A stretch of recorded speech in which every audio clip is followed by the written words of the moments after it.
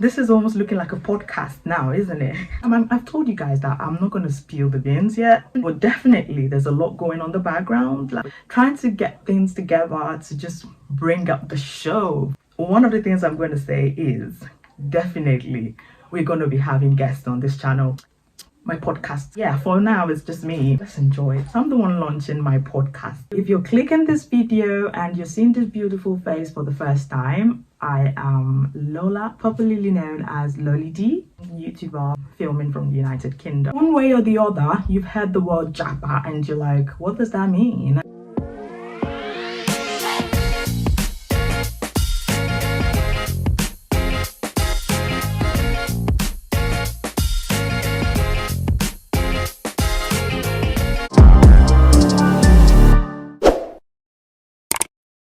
Things fall apart.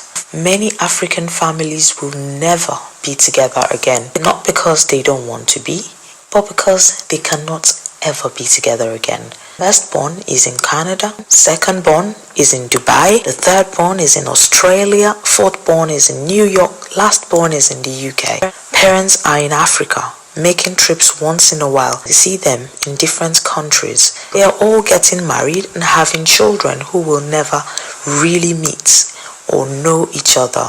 Virtual cousins, best shot is group video calls, which will rarely happen. There is no convenient regular time that works for everybody due to different global time zones. And when their parents die, their homes becomes desolate. And in no time, the family name becomes a distant memory. They've had to travel because Africa failed them. They needed to leave for another country where they could have a shot at life and their children won't suffer what they went through. This is the high price of migration that you can never put a financial value on.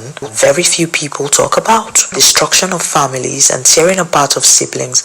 This is the silent evil our leadership has bequeathed to us all. Even their own families are not left out. One day we will realize the extent of the damage and the destruction that we have done to ourselves.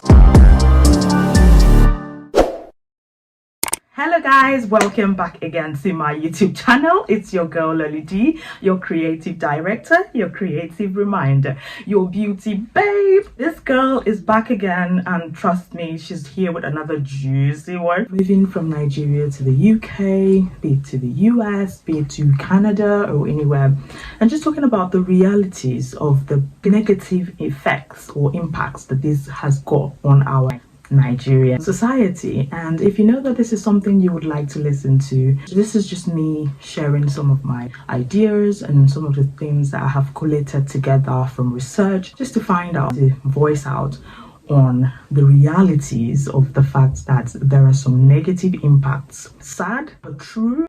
We just have to live with if we're to tell ourselves the truth. One way or the other, you've heard the word Japa and you're like, what does that know what it means? Because in Yoruba language, that means run.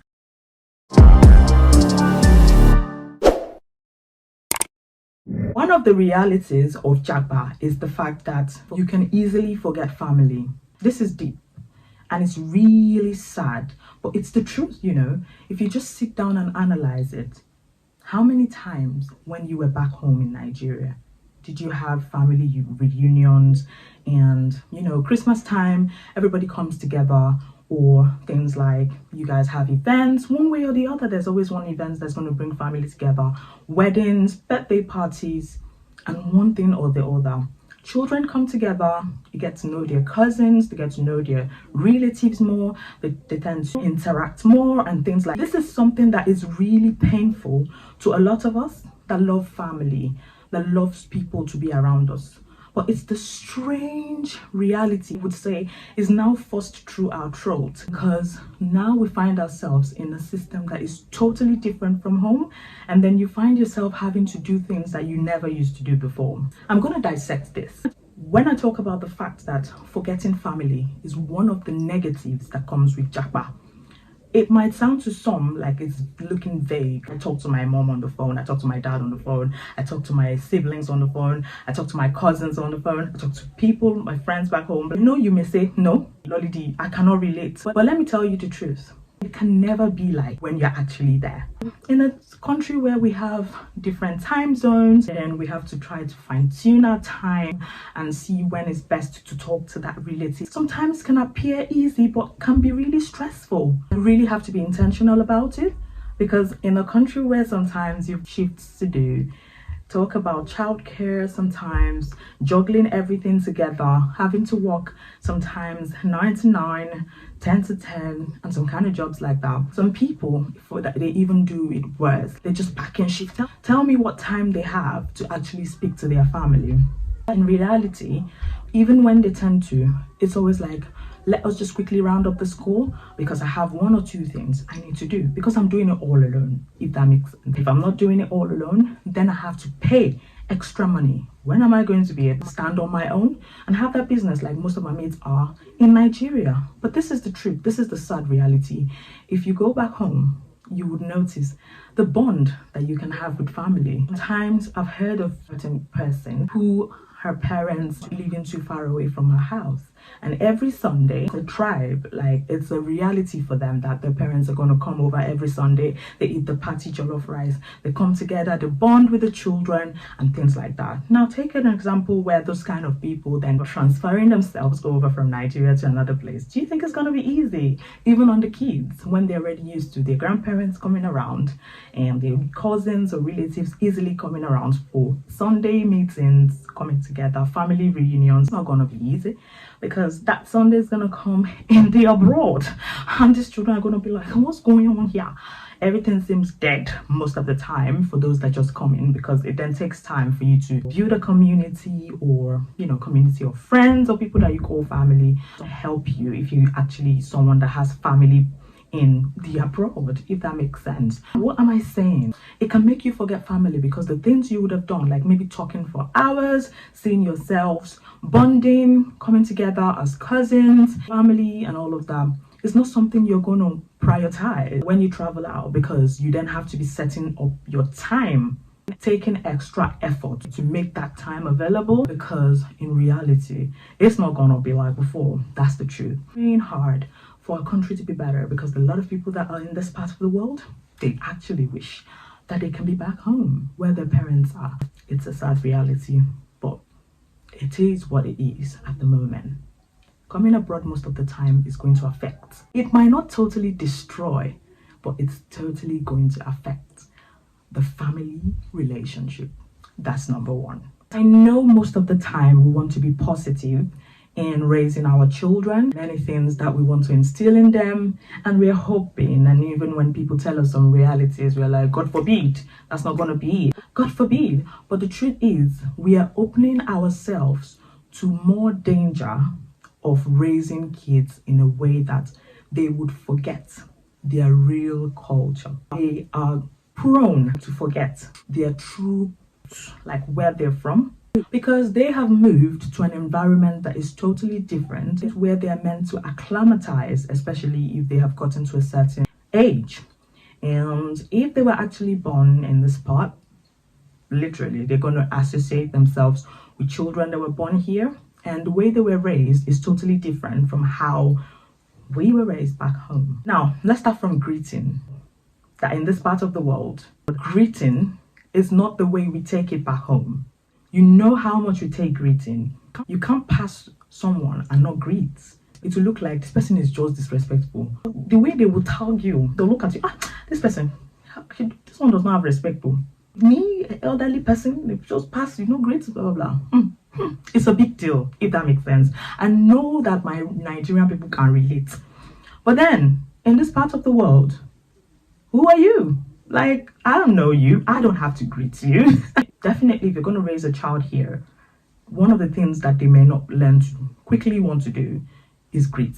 Okay, so when they see some people passing, they just go past. It's something you literally have to be very intentional about to teach them how to actually greet people, because the people that are here do not take it to heart the way we take it. Now, these are some of the hidden vices or hidden truths that I would say is a reality for a lot of us here. How this culture eats deep into our children, and if we're not careful, we would not really make them know or even understand their roots and be able to acclimatize to what our culture is like, to greeting and a couple of other things. The third point is education. Education of our kids is another thing that I think of so deeply when it comes to this Japa thing, because there are two different systems. The way children are taught from a young age in Nigeria is totally different from how they're taught in this part of the world. This part of the world, where we call abroad, most of the time they tend to focus more on the creative side of the children in the beginning, leaving them to grow and realize who they are, their skills, their talents, and their potentials. On the other hand, in a place like Nigeria, what they do is they try to groom these children to know all the basic knowledge that they should know, begin to know or achieve solving, calculating, cramming, name it. Because of that push, they tend to do things like giving them loads and loads of assignments, doing assignments, solving things, knowing their ABCs from sometimes 1, 2, they already know everything. They know how to read their A to Z, they know how to read their 1 to even 20. You'll be surprised. In this part of the world, sometimes the child might even be 3 and the child does not know some basic things that the child that was raised in Nigeria would have already known. They would have already grasped, if that makes sense. And that's because a lot of parents have actually seen online and say so many things that initially they were scared. Their child that knew how to read 1 to 100 before they left Nigeria came to this part, and now it's even a struggle to get them to read 1 to 20. This is not me saying that the education here, especially from a tender age, is not good enough. It's just that they take their time and they believe that there are certain ages or age group that a child needs to reach before they start learning some things. It's a reality of the fact that at the end of the day, when you look at it and you begin to analyze, you might want to start comparing. It's like you have to now have that extra effort of creating time as a parent to teach that very extra young child, like 1 year, 2 years, to grasp the way you would have wanted them to when you were coming from Nigeria. I know that there are a lot of people watching this video that will be able to relate to what I'm saying. Nigeria's education is more the pushy type rather than really bringing up practicals. Like abroad gives practicals. They are very realistic when it comes to education.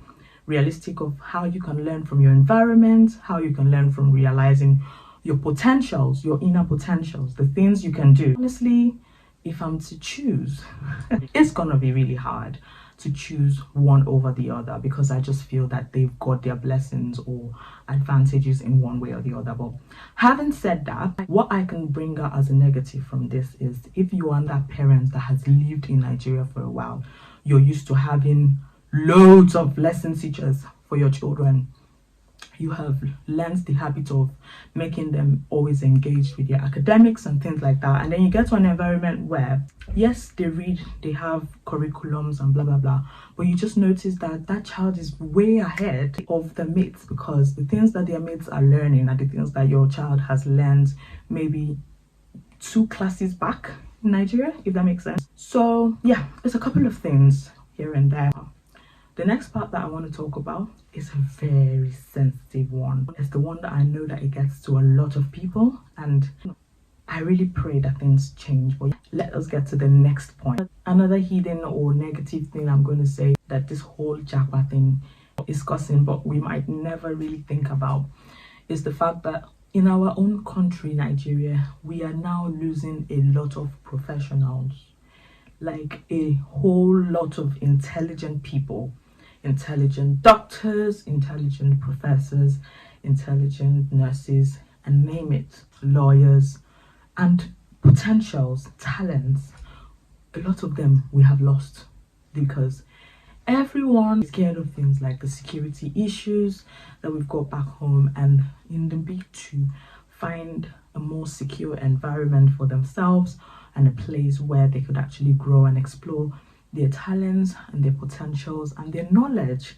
Because sometimes in Nigeria, They just see that they can't really pay them well for the services that they're rendering. So they'll rather go to where, if I know that they're going to be paying me more here for rendering the service, why am I going to just stick myself here when I can get better opportunities? And that makes a lot of people to go.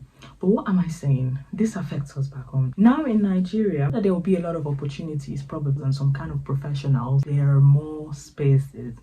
And the rush to get people in, that alone can make an event where people that are not even professional enough will now start taking the position of these professionals. And I pray that we'll not go and have doctor in Nigeria that will carry injection and needle and forget it inside somebody's body. A lot of things are happening. We hear a lot of news.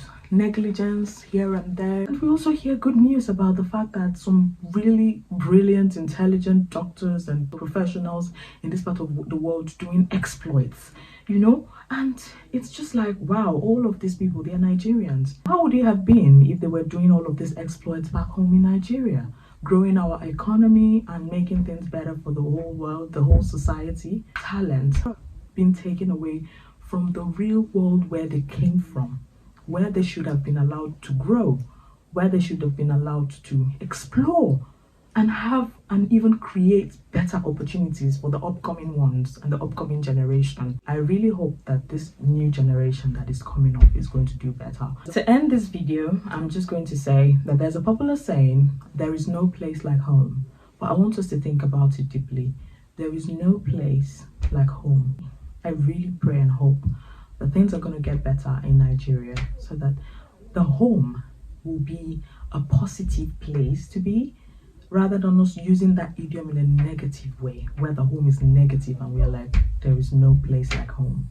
It's a sad reality, and I really hope that truly there will be no place like home positively, where we can be proud of our society, where we came from, where we can be proud that our generation that is coming, the ones that are here, they will be safe and they would be able to have better opportunities. And that all of the knowledge that we have gained and the exposure and the experience that we have gathered over the years from Japa, from one place to the other, we would be able to invest it in a way that it's going to touch and improve the Nigerian society. This is where I'm going to round this video. Thank you so much for watching. If you watched till the end, thank you for watching. I hope you enjoyed watching this. If you have one or two things to say, feel free to say in the comment section, because this is a reality that we are faced with, and I know that there are a couple of things that you can relate to from everything that I have mentioned. Japa, run. How long are we going to run? I think that is a topic that is going to linger in our ears and in our head and in our hearts for a very long time. Run. How long are we going to run? When are we going to be able to stay? When are we going to be able to change the narrative? It's just a question that is sprung out of a sad reality. Thank you guys for watching, and I'll see you guys in my next video.